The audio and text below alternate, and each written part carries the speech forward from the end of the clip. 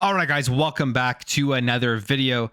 If it's your first time visiting the channel, you enjoy what you see, hit the subscribe button. And as I see, many of you from my analytics have visited and watched many videos but haven't subscribed. So if you like the content, hit that subscribe button. But let's start off here and let's shift over to the end of PlayStation, which is a huge shift from last week and the week before, which was the end of Xbox. Now, obviously, I'm joking, but the doom and gloom for Xbox spanned 2 weeks for essentially a nothing burger. Xbox going to be expanding their business, putting more games on to other platforms like PlayStation and Nintendo, which will bring in more money, more revenues, and more gamers to the Xbox games.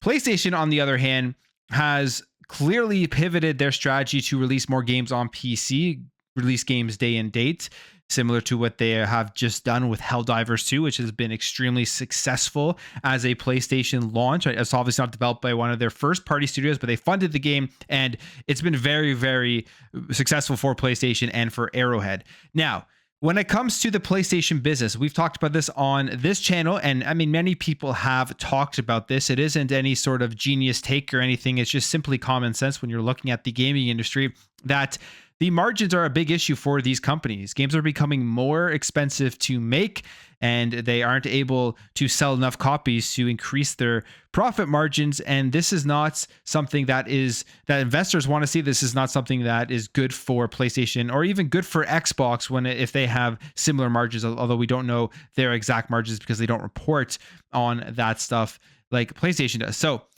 here is a big piece of news.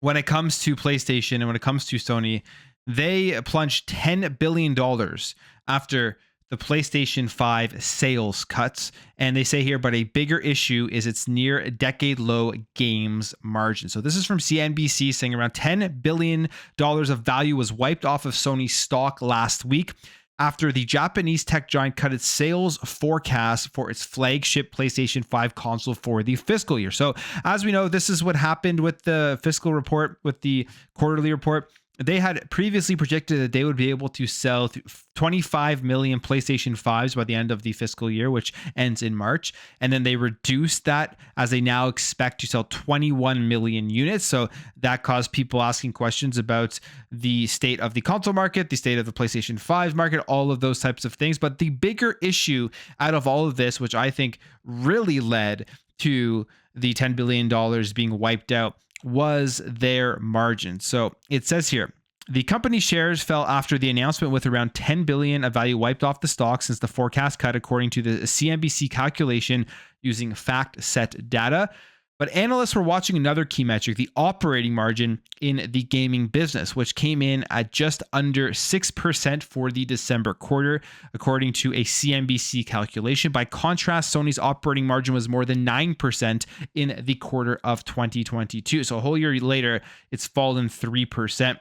And with the cost of developing these games, it's going to be hard for PlayStation to increase those margins, especially from some of the leaked data that we did see through the Insomniac leak, with the costs of developing games like Spider-Man with like over $300 million to develop those games. Now, some analysts had some stuff to say here, specifically here saying the shipment forecast cut for PS5 is not what is disappointing. What is disappointing is the low level of operating margin, and adding here that January to March quarter of 2022 margins at the gaming unit were around 12 to 13% in the previous 4 years. And the latest quarter single-digit margin for Sony is present, saying despite various tailwinds that should have driven up the margins 20%, it's extremely disappointing. Now, I find this interesting because the analysts are saying here that the tailwinds that should be doing this are the first-party games, which they say here are increasingly in the form of digital downloads, in addition to its margin PlayStation Plus subscription service, which commands around 50% margin. And this is according to Goyle, who is an analyst looking at this stuff here. And when they say they're first-party games, of course, the first-party is not what sells the PlayStation 5, but if you're able to push those digitally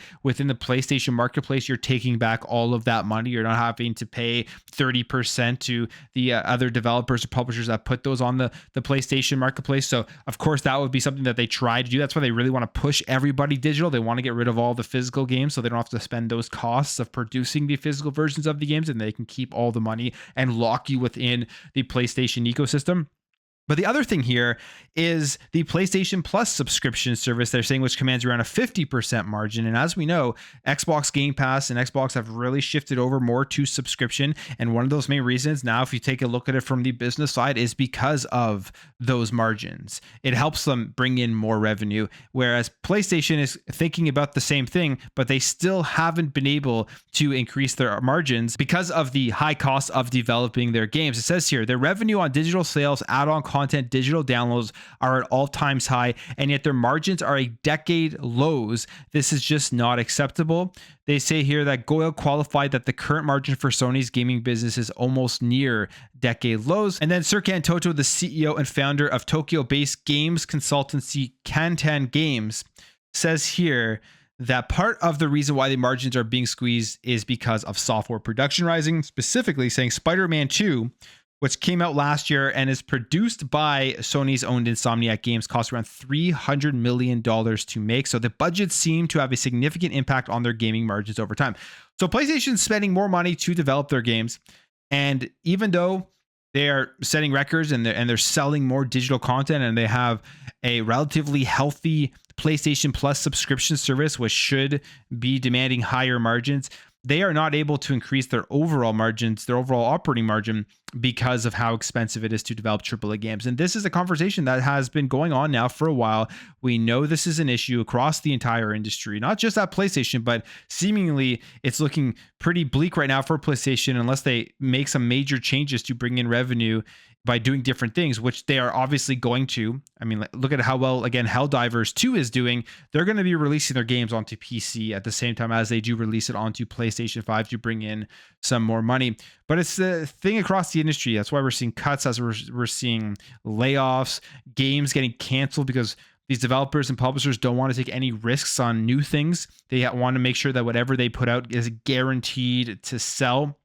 And this will be something that I think pushes to a shift in the industry, not only in how PlayStation operates, going, I think, more towards how Xbox operates, but also in the types of games that are being made. I think we're going to start seeing a lot more AA games coming out. And I'm totally okay with that, because if you look at some of the AA games that have been coming out, they're just more fun than some of these big AAA games. One of the big things with PlayStation is they're so cinematic.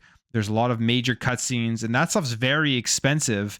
And they're going to have to probably come out with some smaller games in the future to try to have way better margins for selling those games with the amount of money that they make on their as a first party game, or just on as a game that goes and spans across all of the different ecosystems, PC, and who knows, maybe at some point some of these games do end up releasing on Xbox as well, because they're going to want to try to reach as many people as possible. And one of those games that people want to see on Xbox is Helldivers 2. This is kind of funny, but there's an Xbox petition for Helldivers 2 that has actually gone viral.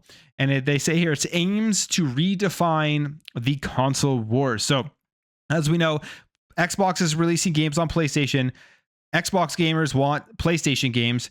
And I mean, that would be great if games from both platforms were going across and you just got to choose what box you want to play on, but you got to access everything. But here is a petition. They call it the turning point in the ongoing console wars. Here's what it says. As fans eagerly await the sequel of Helldivers 2, there's a resounding call for inclusivity and accessibility to extend beyond platform boundaries. This plea not only heralds the arrival of a beloved franchise on new platforms, but also signifies a potential turning point in the ongoing console wars. What is funny about the console wars now in 2024 is the reality of the situation is PlayStation and Xbox both publish games third party. They both have games on other ecosystems, on other platforms. So if the console wars was just about which box kept all of their games and which box has all of the best exclusives that can only be accessed there, it's essentially over. At the end of the day, the reality is Nintendo, if we're looking at the real console war winner, is Nintendo. The Nintendo Switch is by far the highest selling, the most popular console, the most successful console when it comes from a business perspective. Look at their margins and how many of the consoles they sell, the attachment rate of their first party games. It's not even close. Nintendo absolutely destroys PlayStation and destroys Xbox when it comes to the console wars. Continues on here and says, the significance of Helldivers to extending its reach to Xbox cannot be overstated. It symbolizes a departure from the exclusivity-driven mentality that has fueled the console wars for decades. Instead, it embraces a vision of gaming that celebrates diversity and collaboration across platforms by making Helldivers 2 available to Xbox players. PlayStation can take a bold step towards dismantling the barriers that have long divided the gaming community. And then we see some responses to the petition here. One of them saying Helldivers 2 would be an excellent cross-platform experience, bring the community together. This isn't the kind of game that needs to be exclusive. Can understand single-player experiences, but with games like this, it would be amazing to bring it to Xbox. And I mean, I don't really care what they decide to do with Helldivers 2. They're not going to be bringing it to Xbox. I think that part's pretty obvious, but it would absolutely make sense to put this game into as many platforms as possible. If they could get this thing running on the Nintendo Switch, it would make absolute sense to put it on there as well, because it's a co-op multiplayer game. You want as many people playing it as possible. They're at 400,000 plus concurrent users now on Steam. That's not even including the amount of gamers that are on PlayStation. Not sure about those numbers, but then if you were to add in Xbox, you were to add in Nintendo, this game would be making so much money on top of everything that they are already making. And I mean, it's so populated right now, they've actually had to try to upgrade the servers because people can't even enter the game. So I thought that was pretty funny, but hey, we may be getting closer and closer to truly the end of this war between PlayStation and Xbox, as more games will potentially be crossing over. Okay, let's talk about the PlayStation Portal, because I bought the PlayStation Portal. I did a review on it, and then I returned the PlayStation Portal because I just didn't like the device. It did not work well for me. I found it essentially useless because you really were only using it for remote play and you couldn't download anything. And I kind of knew that already going in, but I just wanted to test it out and just kind of see how it felt. The one thing I did like was the actual DualSense controllers on the device itself. But to me, it was an overpriced, useless device. And now we may actually have a good use case for the PlayStation Portal, as it has officially here been hacked for being able to play PSP games. This is from Andy Nguyen, who is cloud vulnerability research at Google, and he tweets out this: after more than a month of hard work, the PPS SPP, which is the PSP emulator, is running natively on the PlayStation Portal. Yes, we hacked it with help from XYZ and Zeta 2. So this is not surprising. I was expecting somebody to hack this. Now the question here is, how much memory is on this thing? Because it really is only a tablet with like almost no memory on it, and it's just for remote play. But apparently there is about 6 gigabytes of memory on this thing, so you can actually get some games on here and play some of these PSP games. And we'll see how this develops, if they're going to be able to hack it to put more emulators on it, like if you're going to be able to play more retro games. I feel like that's going to happen. That's inevitable. But now it kind of has a relatively decent use case if you just kind of want a good feeling, nice looking screen in your hands to play these emulators, although there are so many other ones out there that you can do the exact same thing with. All right, let's talk about Xbox Game Pass. As we know, Xbox Game Pass is extremely good at bringing games that you would have never heard of, most likely never played, into prominence, helping indie developers. And we have another great success here from Seven Studios, however you say that. And it's for the game Potato. It says here, 1 month after its release on Xbox Game Pass, Potato has been installed more than 1 million times. Enjoy the Potato, folks. So that's huge. I mean, with this game, I've had 1 million people playing it. If it wasn't into Xbox Game Pass, I kind of am skeptical about that. This is kind of like a Vampire Survivor style of game, and I'm hearing that some people actually like this one better than Vampire Survivor, so that is super cool to see. And I like how you get an insight as to how they see their installs. 1.01 million installs, and it's because of Xbox and Game Pass that has just pushed this game out. I've talked to so many people that have already played this game and they love it, so I'm not surprised that it's taken off. And it's something that a lot of these developers, especially the indie devs and even the big AAA third-party devs, look at just how many people they can get access to right away into their games if they are able to launch it into Xbox Game Pass. It's definitely worth it for them because they're going to get paid by Xbox and Microsoft to put their game on there. Sometimes they pay for the full development or marketing costs. Then they get access to all these millions of players. And if they have other ways of making purchases for their games, you're instantly opening that up to everybody who's downloaded and played the game. So that's a huge success, and congrats to Seven, I don't know how to say it, Studios, and the over 1 million downloads from Xbox and Game Pass. So I thought that was pretty cool. All right. And finally, let's jump over here and let's talk about one of the things.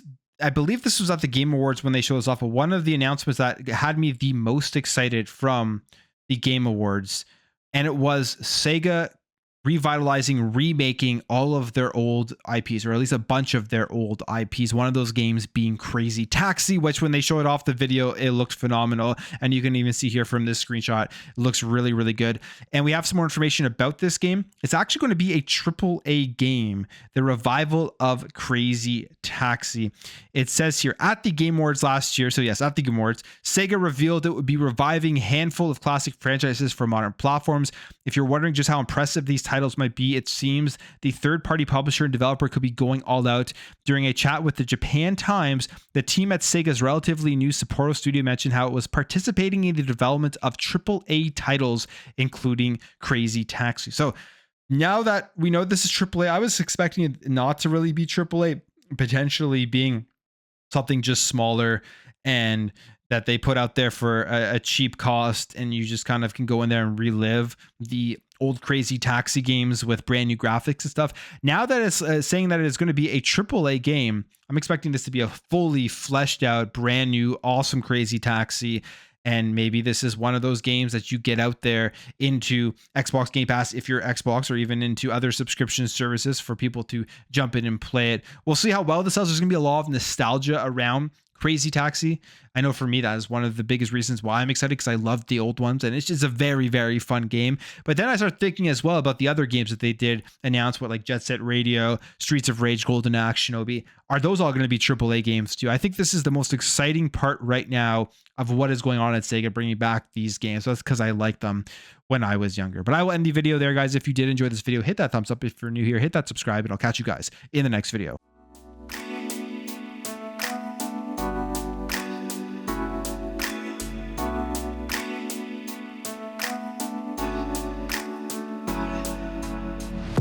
Bye.